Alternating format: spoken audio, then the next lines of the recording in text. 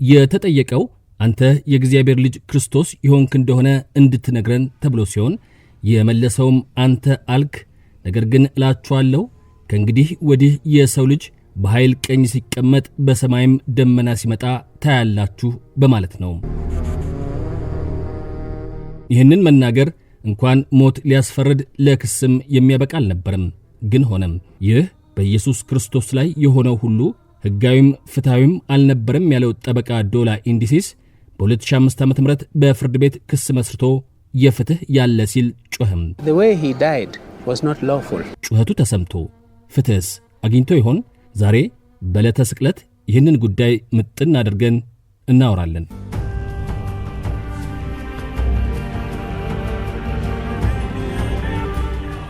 ለክርስቲያኖች በሙሉ እንኳን አደረሳችሁን ያስቀደሙት ነጻነቱን ጠብቆ ለሕግ የበላይነት መከበር የሚሰራው የኢትዮጵያ የፌዴራል ጠበቆች ማህበርና አደጋ የወለደው ማጣት ሳይዘጋጁ ደርሶና ሐዘን ላይ ጥሎ ደግሞ ሌላ ማጣትን እንዳያመጣቦት የሕይወት ዘመኖን በሙሉ ከዘመን ይወዳጁ፣ ስጋትን ራሱን ያሸንፉ የሚለው ዘመን ኢንሹራንስ እንድታደምጡ ጋብዘዋቸዋል።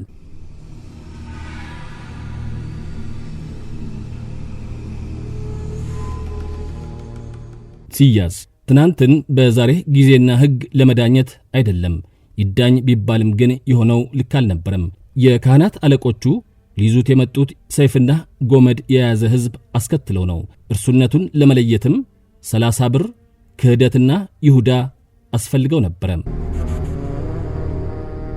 የክስና መልስ ሂደቱ ክስም መልስም ምስክርም ከመሰማቱ በፊት ቀድሞ ተፈርዷል። አስቀድመው ሊገድሉት ተማክረዋል። ያለቀለት ጉዳይ ቢሆንም ከሳሾቹ ክሱንም የሐሰት ምስክሮቹንም የፈለጉት እርሱን ሸንጎ ፊት አቁመው ነበረ። ከሐሰተኛ ምስክሮች ሁለቱ ቀርበው የእግዚአብሔርን ቤተ መቅደስ አፍርሼ በ3 ቀን ልሰራው እችላለሁ ብሏል በማለት መሰከሩ። ኢየሱስ ክርስቶስ ግን መቼ የት እያለ መስቀለኛ ጥያቄ አልጠየቀም። አላልኩም ብሎም ራሱን አልተከላከለም። ተናገርም እያሉትም ዝም ጭጭ አለም። ከሊቀ ካህናቱም አንዱ አንተ የእግዚአብሔር ልጅ ክርስቶስ እንደሆንክ እንድትነግረን ሲል ጠየቀም። አንተ አልክ፣ ነገር ግን እላችኋለሁ ከእንግዲህ ወዲህ የሰው ልጅ ኃይል በቀኝ ሲቀመጥ በሰማይም ደመና ሲመጣ ታያላችሁ አለም። ይህ ንግግሩ ወንጀለኛ ብሎ በራስ እንደመመስከር አስቆጥሮ ሞት እንዲፈረድበት አደረገም። እነርሱ የሞት ፍርድ የማስፈጸም ስልጣን አልነበራቸውምና ከአይሁድ መሪ ጲላጦስ ፊት አቀረቡት። እርሱ ግን ጥፋቱ አልታየውምና ሊለቀው ፈለገ። ሕዝቡ ደግሞ አልፈለገም። እንዲያውም ይሰቀል እያሉ ጩኸት አበዙ። ንጉሡም ሁከት እንዳይጀመር ስልጣኑንም እንዳያጣ ቢሰጋ ጊዜ ከዚህ ጻድቅ ሰው ደም ንጹሕ ነኝ ብሎ እጁን ታጥቦ ኢየሱስን አሳልፎ ሰጠ። እነርሱም ያሉት ሆነላቸው። ገርፈው አንገላተውና አሰቃይተው ሰቀሉት።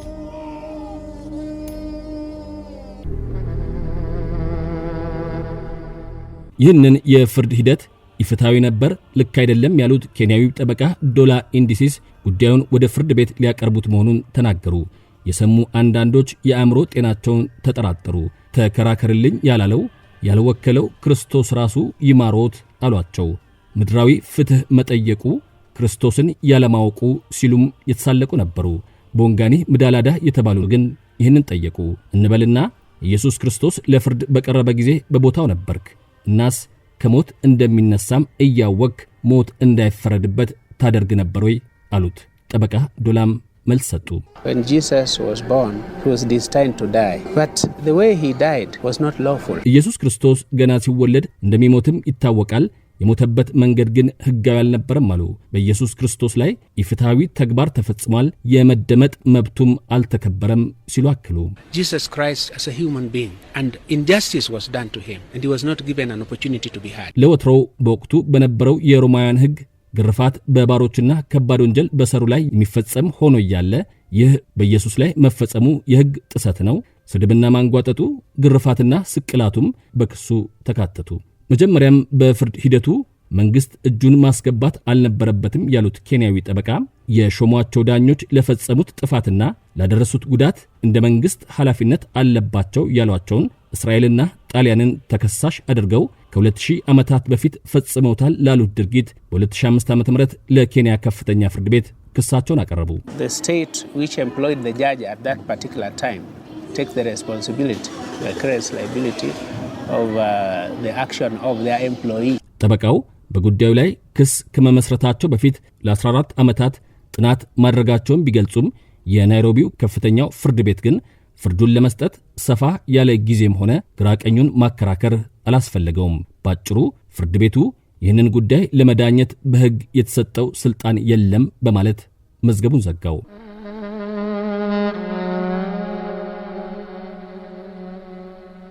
በፍርድ ቤቱ ውሳኔ ያልተደሰቱት ተስፋም ያልቆረጡት ጠበቃው ሄግ ኔዘርላንድ ለሚገኘው ICJ ኢንተርናሽናል ኮርት ኦፍ ጀስቲስ አቤቱታቸውን ካቀረቡ ዓመታት ቢያልፉም ከችሎቱ በኩል የተሰማ ነገር የለም።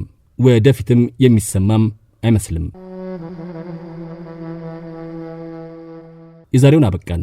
እንድታደምጡ የጋበዟችሁ ነፃነቱን ጠብቆ ለሕግ የበላይነት መከበር የሚሰራው የኢትዮጵያ የፌዴራል ጠበቆች ማህበርና አደጋ የወለደው ማጣት ሳይዘጋጁ ደርሶና ሐዘን ላይ ጥሎ ደግሞ ሌላ ማጣትን እንዳያመጣቦት የሕይወት ዘመኑን በሙሉ ከዘመን ይወዳጁ፣ ስጋትን ራሱን ያሸንፉ የሚለው ዘመን ኢንሹራንስ ነበሩ። መልካም በዓል እንዲሆንላችሁም ተመኝተዋል።